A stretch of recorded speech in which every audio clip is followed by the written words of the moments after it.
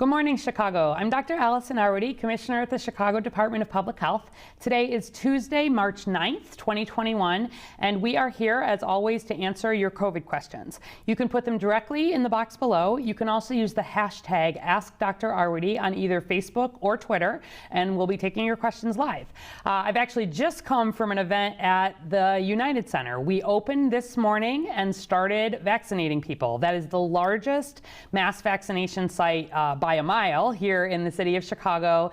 It's a federal site that FEMA, the Federal Emergency Management Agency, has brought resources, has brought staff, and importantly has brought 6,000 vaccinations per day. And I know people are going to have a lot of additional questions about it. So I'm very happy to take your questions, get into some more details about numbers, talk about the equity strategy, talk about some of those changes. So we'll do that. Let's take a quick moment first, though, and look at our data. As always, chi.gov/COVIDVax, if we pull it up. So you can see everything remains very, very good from a COVID perspective here. You can see we're averaging 274 cases per day. That's really been flat. And you can see over on the right here, we've really came down and it's been sitting flat. I'd love to see that get even lower. Under 200 cases per day would bring us down to that lower risk. But our other things are all in a lower risk stage. You can see we're doing about 11,600 tests per day. Our deaths are actually averaging 4 per day right now. That's the lowest that we've been in months. And our test positivity is still sitting at 2.8%, the lowest that it has been since COVID started. So things continue to look very good from a data perspective. The other things is from a vaccination standpoint, we've done more than 750,000 vaccinations here in the city from City Vaccine. We've got 1 in 7 Chicago residents have gotten at least that first dose. That's 15.2%, and 8% have gotten 2 doses. As a reminder, before you're considered fully vaccinated, you need to be 2 weeks post that second dose for either Moderna or Pfizer, or 2 weeks past the single dose if you get Johnson & Johnson vaccine. So I think with that, let's turn and start seeing. I know there's going to be lots of United questions. Okay, so question here. Wondering about, for the United Center, how many appointments do we have? Is it 110,000 people? Is it doses? Questions about first and second dose. Why don't we talk through the numbers at the United Center just to start with and explain what's happening there. Okay, so the commitment from the federal government for the United Center is that we can do a maximum of 6,000 doses per day, and it is an 8-week commitment.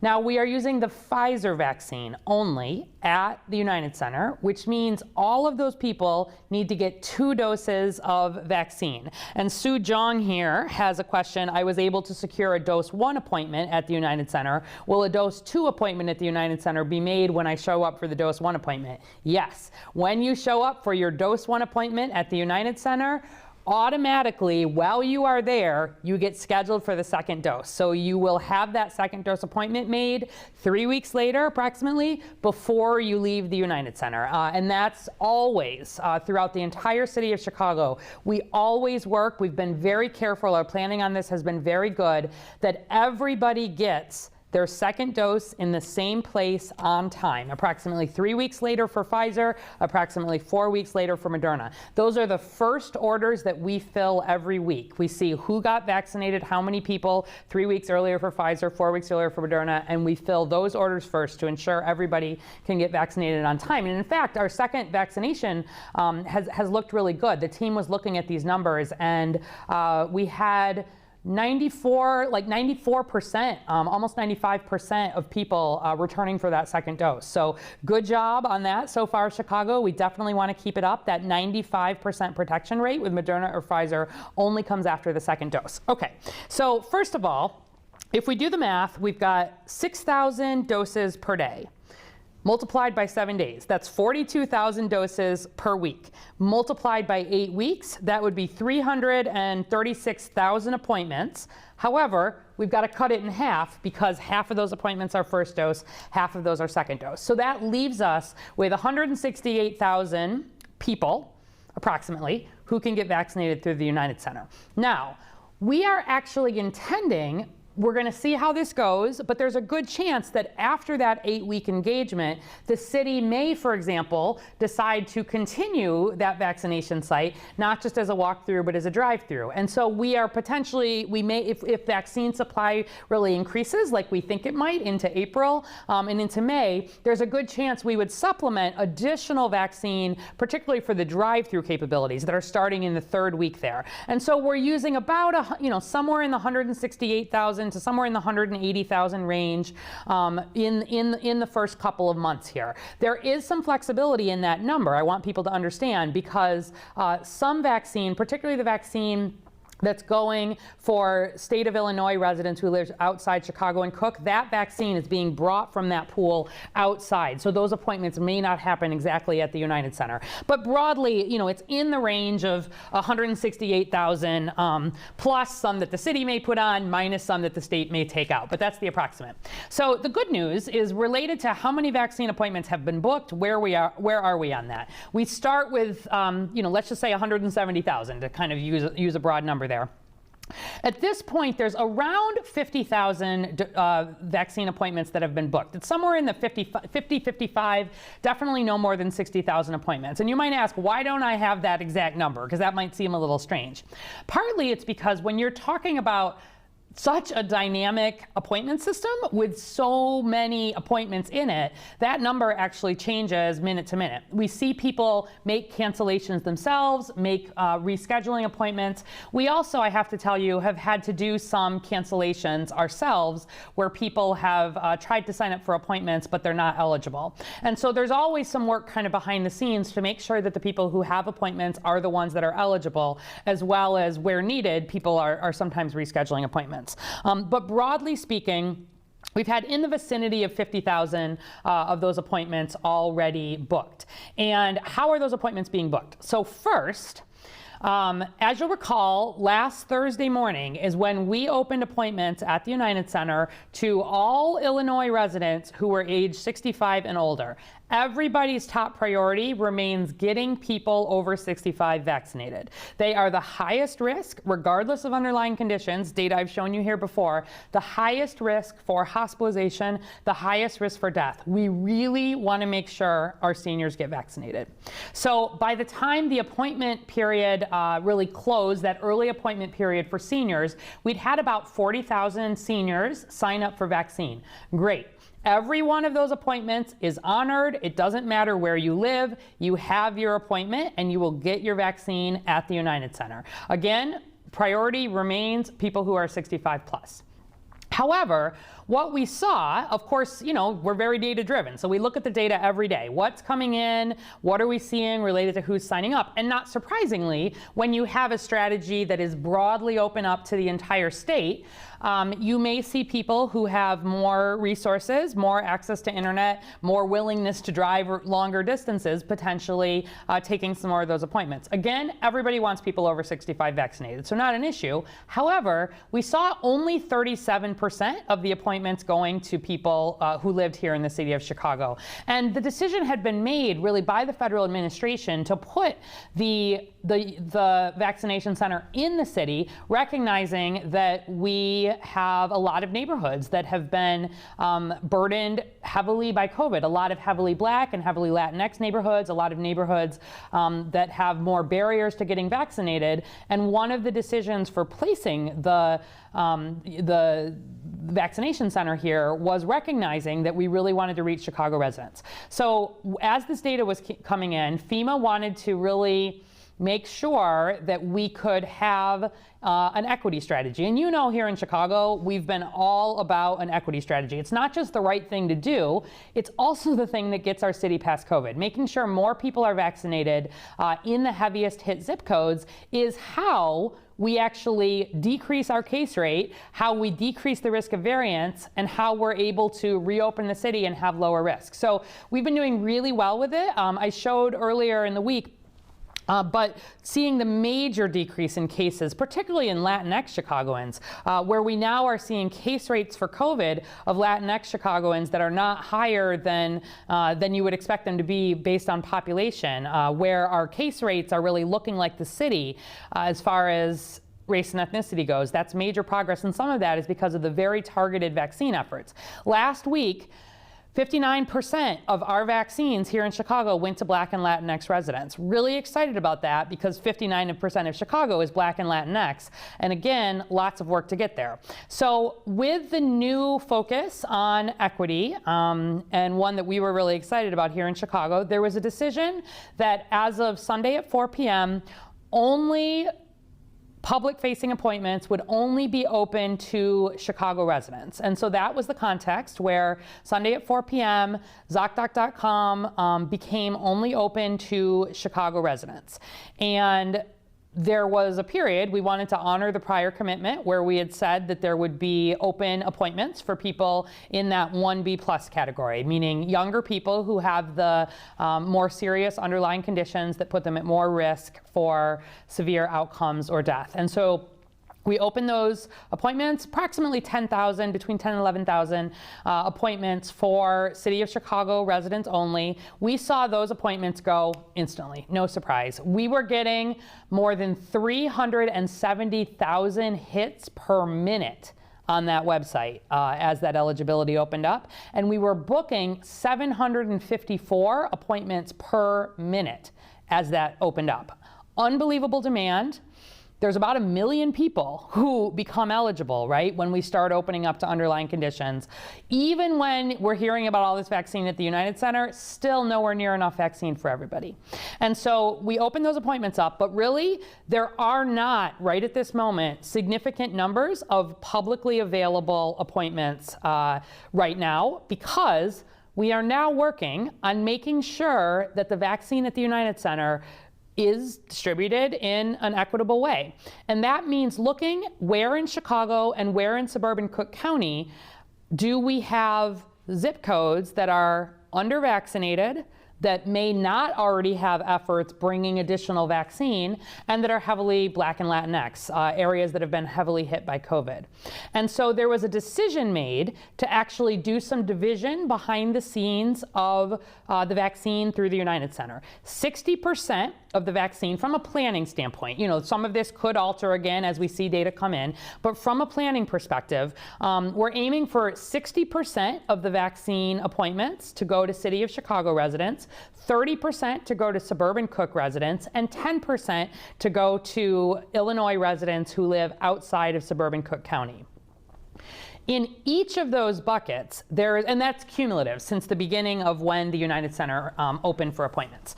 So since the beginning of when we've moved from a 65 plus focus to a strategy that really lets us target vaccines a little bit in a more focused way, which we're excited about, we at each of those levels are working to first make sure that people in some of these hardest hit areas where we've seen lower vaccination rates have access to vaccine. We're doing outreach behind the scenes with groups that are serving people with disabilities, for example. Lots of the senior groups, really working hard, again, to make sure the people who most need vaccine are able to get those appointments. And here in Chicago, there are 5 zip codes that we are first focusing some of these efforts on. I want to be clear, we're not saying that all appointments will necessarily go to people in these zip codes, but this is where we're starting some of that initial outreach and engagement. And always, for anybody who lives in the city of Chicago, if you're looking to get a vaccine appointment, ZocDoc.com/vaccine remains where you can go to access that vaccine. So I'm seeing already questions, which are the zip codes? Can you provide, Tiffany Hagstrom is asking, can you provide guidance about which zip codes will have times held aside for them? Let's actually pull the map back up if the tech folks can help. We'll go to our case rate here, just to sort of show you where those are. So the United Center sits right here. It sits in 60612, right in the middle. And most of these neighborhoods, whether this is North Lawndale, Humboldt Park, are already part of the Protect Chicago Plus initiative. But right below here, 60608, this is where we're talking about North and South Lawndale, Pilsen, Brighton Park, McKinley Park. The 60608 zip code is going to be one of the major major focuses. We really want to make sure people who are living near the United Center have the opportunity to get vaccinated there, and that's some of where our initial outreach is happening. Now, just to clarify, that doesn't mean you can go on ZocDoc.com/vaccine today, and there is work happening behind the scenes, because we know that not everybody who's most likely to watch the press conference or be connected to the internet may not be the people, you know, who most need that access to the vaccine, especially if you think about people over 65. So there's outreach happening there. And then there's an additional 4 zip codes really down further on the south side, a little further from the United Center. But again, we're partnering with Uber to provide free transportation for people who need it. There's free CTA, there's PACE, there's lots of additional things happening.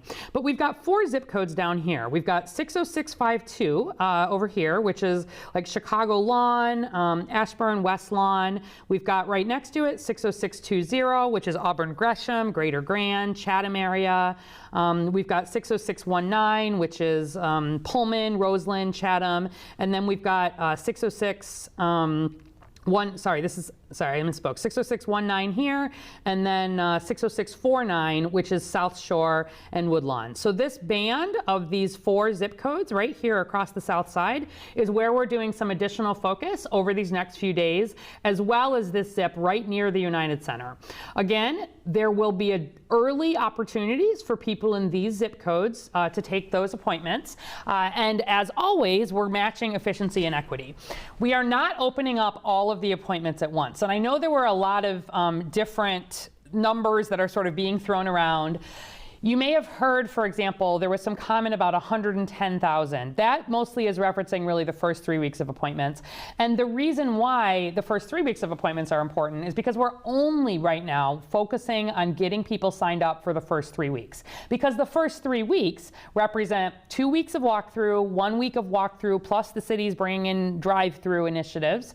And it'll be 3 weeks of focused work on first doses. And then the next 3 weeks, most of that is going to be the second doses for those folks. Although the drive-through is likely, we're going to continue, there will be some opportunities, but most of that's going to be second dose. And then there will be an additional strategy really with the last 2 weeks of the federal allocation, with focus again on some of the areas that are still needing assistance. But we're talking about, 6 weeks from now, we are going to be in quite a different place from a vaccine standpoint.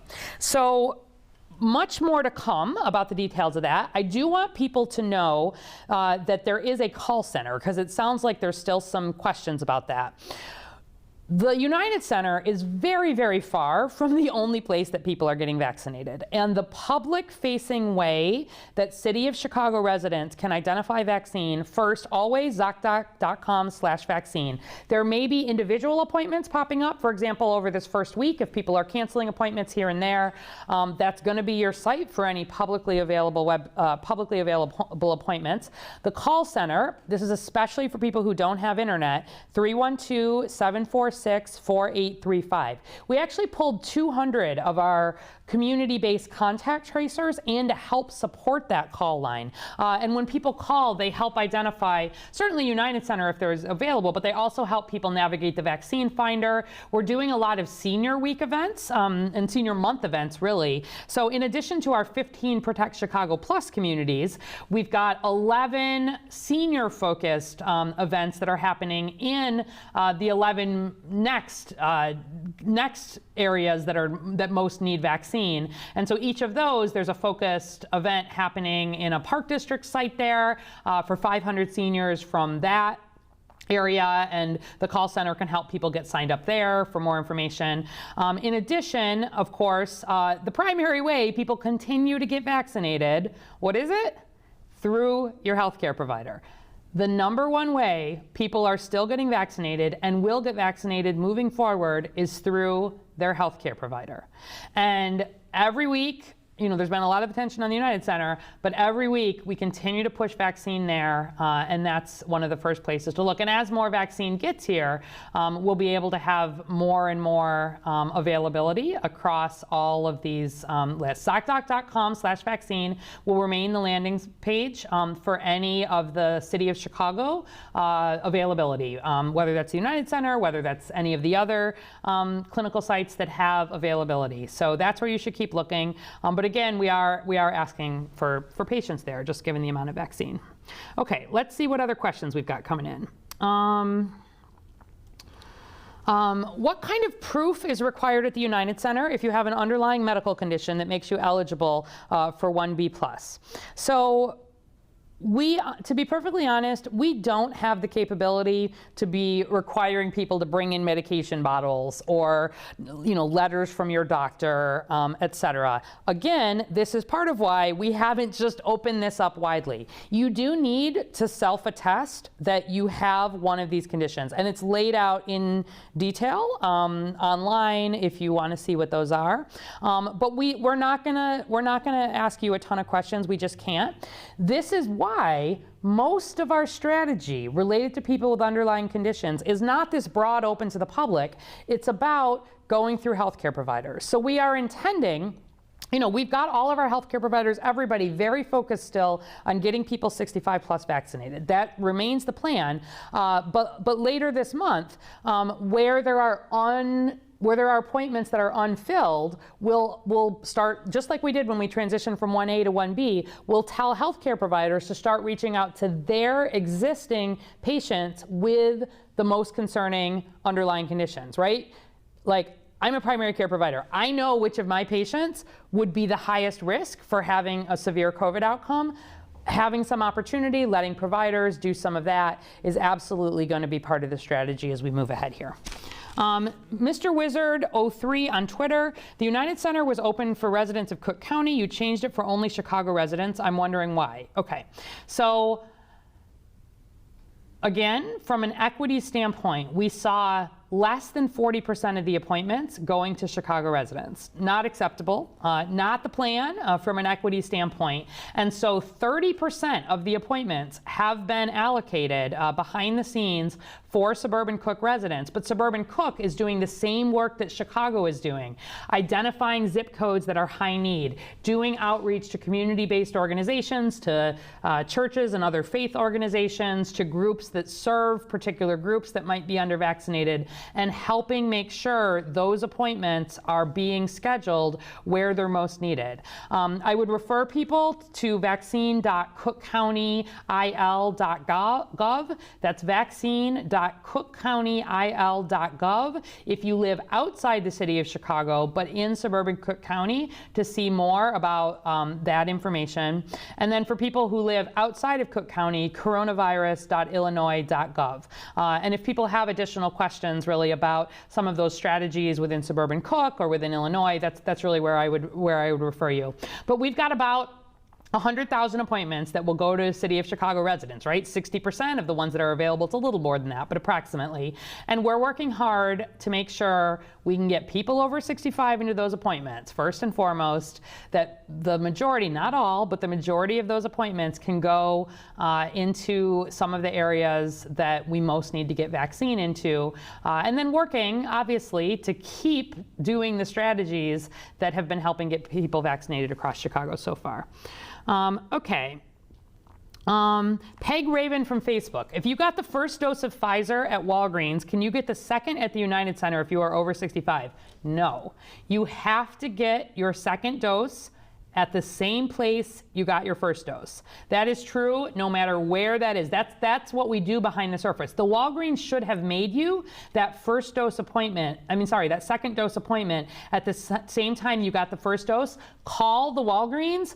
They have vaccine held for you for that second dose because the city of Chicago sends them vaccine. If, say, just to help you understand this, let's say a Walgreens vaccinated 100 people with a first dose of Pfizer 3 weeks ago. This week, we make sure that Walgreens has 100 doses to hit those second doses for everybody at that site before we start adding on additional vaccine, if that makes sense. So the people who will get the second dose at the United Center are the people who get the first dose at the United Center. And again, where we have unfilled appointments, we may use ZocDoc.com, even in an end of the day kind of way. We may be posting some on there. I just want to point people that is going to be the public facing site for where where there are vaccine appointments, but right now there are not significant vaccine appointments available. Gail Waldock, will you have to pay to park at the United Center? No, absolutely not. There is no cost. This is not like going to the Bears or the Bulls. No cost for parking. And just, I know this wasn't your question, but I still get the question. There is no cost for getting a COVID-19 vaccine. You are not allowed to be charged. We've done some follow-up where there were some urgent care centers and others who, there was a little bit of confusion about that right at the very beginning. You are not allowed to have a copay. You are not allowed to be charged if the only reason that you're going is to get a vaccine. If you're seeing your doctor for some other reason and they're, checking your cholesterol and controlling your diabetes, that's a separate issue because that's a visit. But if you are just going to get a vaccine, you may not get charged. And definitely you do not have to pay to park at the United Center if you are going there to get a vaccine. Nicola Kristen from Facebook. United Center appointments are for City of Chicago residents. Let me just emphasize that are made through ZocDoc.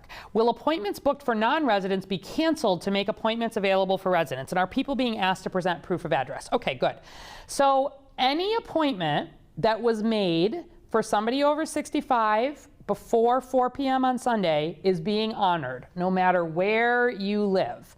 Let me tell you though, we did have people who were not 65 try to sign up for appointments. Actually, a lot of people who were not 65 tried to sign up for appointments.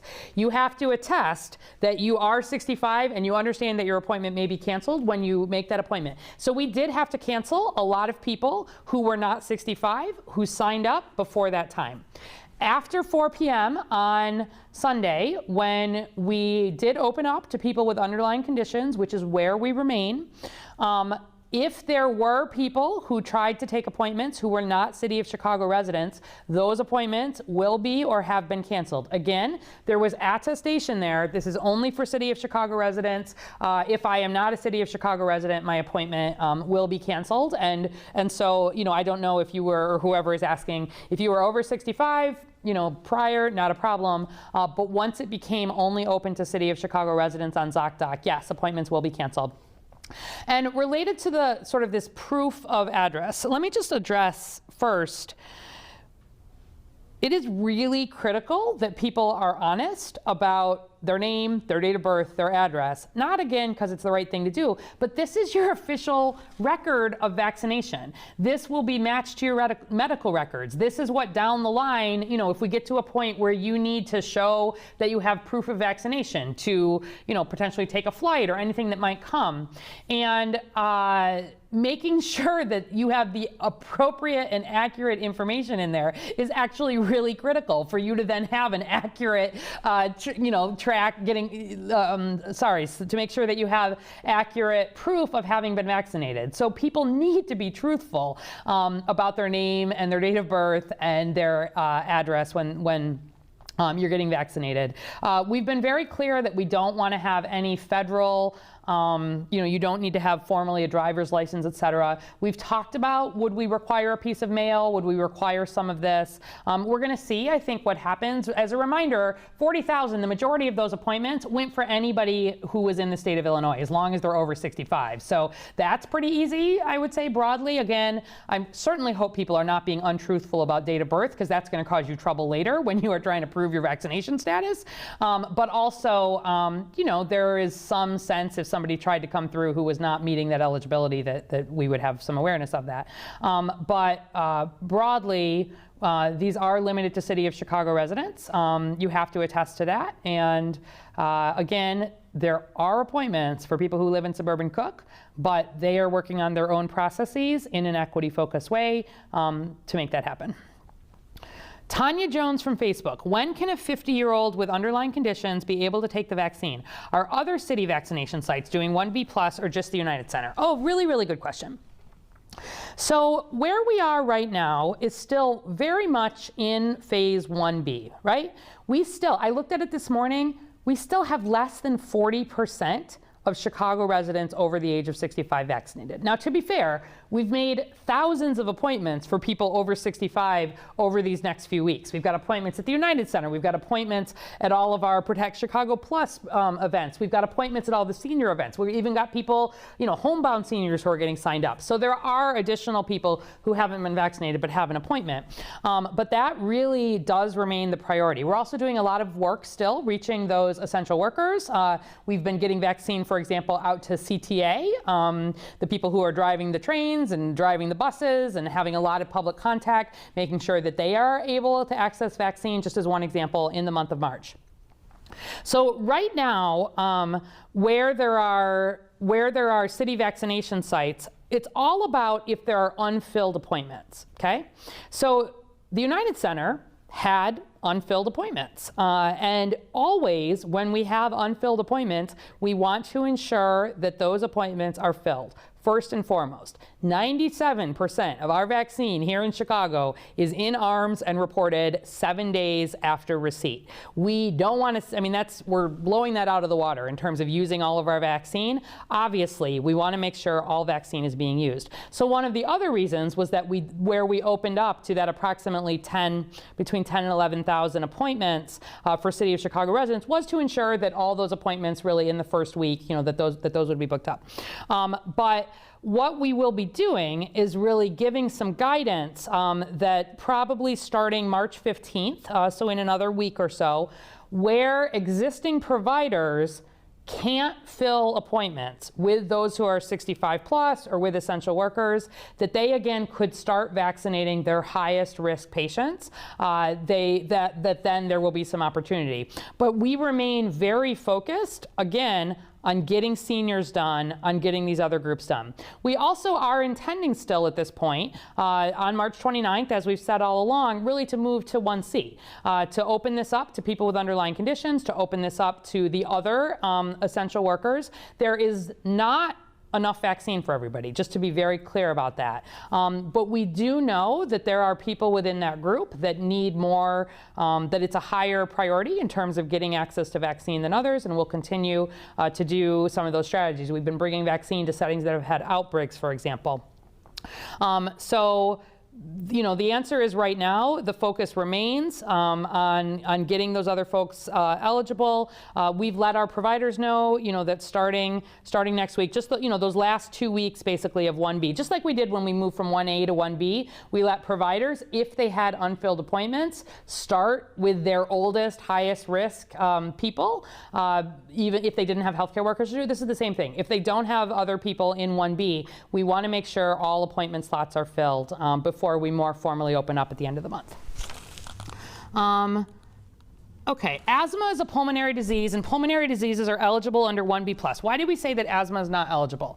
So if you look specifically, it actually lays out the details of who's eligible. And this is not, again, asthma is part of the 1C. There will be eligibility. But COPD, chronic obstructive pulmonary disease, is laid out there specifically, other underlying pulmonary diseases, and asthma specifically will be part of 1C. I do not believe the state has specifically called it out in the 1B+ either. I'll double check on that. But you're going to be eligible for a vaccine if you have asthma, likely after the 29th of March. What do I think about the new CDC guidance on vaccinated people? Really, yes, thank you for that. Really excited about it. Did people see this guidance? This is what we were really hoping for. We'd been pushing, lots of interest in making sure that the CDC would come out with this. So first, when people have been fully vaccinated, we're able to be much more specific about some of the things that they can do more safely. We know that COVID-19 vaccines are really effective in terms of protecting you from getting sick, and therefore we know that people who've been fully vaccinated can start doing some things that they had stopped doing because of the pandemic. And so first and foremost, CDC recommends, CDPH recommends that you can now gather indoors without masking, without social distancing, if everybody in the group has been fully vaccinated. As a reminder, fully vaccinated means 2 weeks post after the second dose of either your Moderna or your Pfizer, or 2 weeks after the single dose of Johnson & Johnson. If you are fully vaccinated and everybody else you're going to be gathering with is fully vaccinated, you can gather inside without needing to wear a mask, without needing to socially distance. And they made the point that as long as there's not people in a household who are at increased risk for severe outcomes from COVID and death, if there is someone who is fully vaccinated, they can visit in one household of people who are not fully vaccinated, as long as there's nobody with significant underlying risk. So to put that, what does that mean? Say, my mom has grandkids. My mom had not seen her grandkids here in the Chicago area for, 6 months or something. And with some of this guidance, my mom able to go visit the grandkids. There's nobody in my sister's house who is at an increased risk of a severe outcome. And even though the children are too young to be vaccinated, because my mom is fully vaccinated, it's fine for her to be in that house to see the grandkids without wearing a mask, without social distancing. So, if folks have additional questions, let us know, but it is really excited. And what hasn't changed, though, is that we definitely still need people wearing the mask, doing the social distancing, doing all this anytime you're in public, anytime we're doing gatherings, even medium-sized gatherings, you've got to keep doing this. These exceptions are for, again, people gathering where everybody's been vaccinated or in a single household. But as our numbers keep getting better, more people are vaccinated, the numbers stay down, we'll probably be able to even loosen that some more. So that I was really pleased to see this guidance. I think it's hitting the right balance there. And certainly, just a reminder to everybody, getting vaccinated is how you are also going to have more opportunities to do the things that you want to do, and including gathering without a mask if everybody in that group is fully vaccinated. So, thanks. And yeah, we just double checked here. So IDPH does not specifically say asthma for 1B+, just to call that out specifically. So it is part of 1C. Let's see. Richard Benson from Facebook. Are smokers considered part of the expanded appointments? They're not actually here in the city of Chicago. So again, in this interim period where we just have very limited vaccine, we're using the state's 1B+ guidance, but we did not include smokers in that. Okay, we are, oh goodness, we are basically right at time. So we will have some more opportunities to obviously get some more of these questions. We'll be back on Thursday, and I think have to hold the rest of that till then, because there are lots of questions going on, which is good.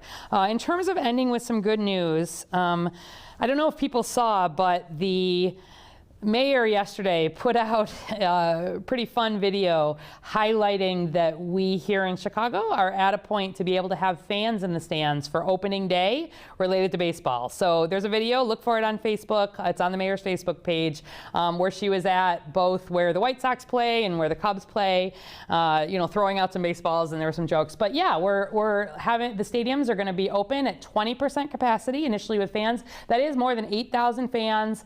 We looked at all those procedures. They've got really good plans in place related to making sure there's distancing, making sure we're not seeing crowding. Obviously, there's going to be a lot of work that goes into it, and the hope is that assuming we continue on the good progress that we're seeing, we'll be able to expand that capacity even further. But that was some good news, I know. So, things keep heading the right way. We're definitely going to keep reopening safely and cautiously with the appropriate guidance in place. And I think with that, we will call it a day. Obviously, I'm excited about the United Center opening.